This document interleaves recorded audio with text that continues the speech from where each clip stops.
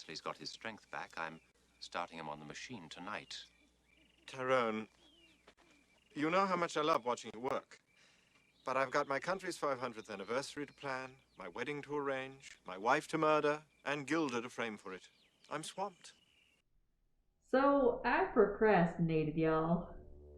Hello everyone, and welcome back to the 5th episode of my Painting Mando's Helmet series.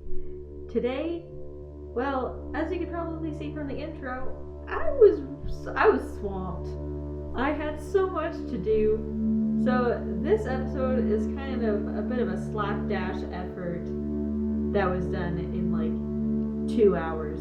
So, there's not as much painting in this episode as I would normally do. But I did get quite a bit done, I think, despite that. So today I was focusing mainly on the left half of Mando's face, and I was doing the more warm sections of it. So I was doing the yellows and all of those bright highlights. And I just wanted to comment on what I just did there. I did a wash of burnt sienna over those really dark portions. And that's something I had read about in a book, a fiction book actually. It was Girl with a Pearl Earring by Tracy Chevalier. I'm sure all of you have heard of it.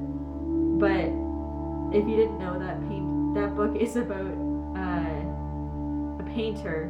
Oh man, why can't I remember his name? A very famous painter.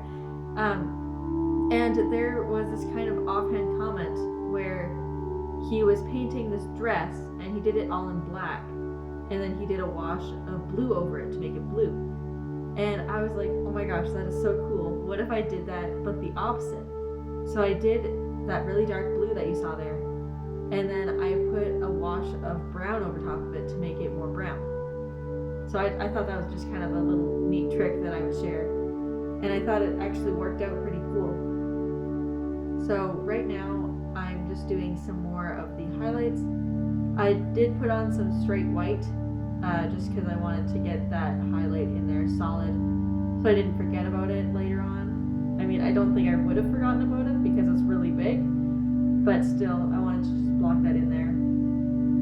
And I did put a lot of work into the bottom of Mando, his like shoulder pad area. And I wanted to really get that texture in to make it look like it's cloth or like fur or something. And to do that, I was putting in lots of thin layers of wet paint, like over top of each other. And doing that kind of pulls off some of the paint as you go. So it kind of gave it a bit of a rugged texture that I thought worked pretty good. And I'm just putting in the shadows underneath Mando's helmet. I thought that made like such a huge difference when I did it. A lot of the times when you're painting and you're just putting in colors, not really like values so much, like what I was doing then, it can start to feel very flat. I think I've talked about this before, but just adding in some of those really dark shadows or really light areas can make a huge difference in making things look 3D and real.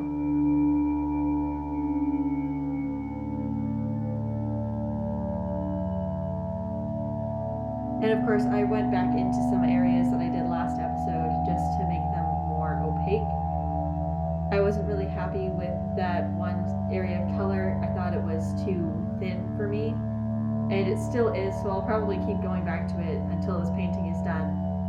But you'll probably see throughout this episode, I keep putting in layers in the exact same places, and that would either be I was unhappy with the color, so I wanted to make it darker or make it warmer or something, or I just wasn't happy where it was. That kind of thing kept happening. So I'm pretty sure I said this in another video again, but when I start putting colors in the same places, normally that means it's time to stop painting. I'm just repeating myself, but this time I was actually doing different colors, so that's different. I was doing good things. And as you can see right now, I'm putting in some opaque layers. So that's different from what I was doing earlier on Mando's shirt. That's when I do opaque layers, typically it's still thin, but doing opaque layers makes things look like they're more flat. I don't even know how to describe it, but it just makes things look more real. Again, more highlights.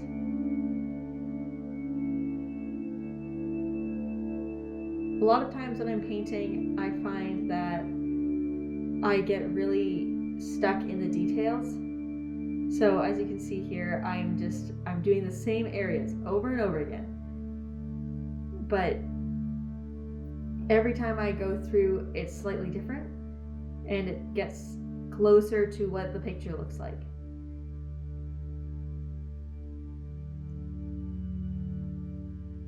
We're just going to ignore that one half of Mando's face is higher than the other half. Just ignore that, please. Don't pay attention to that. Here's the progression.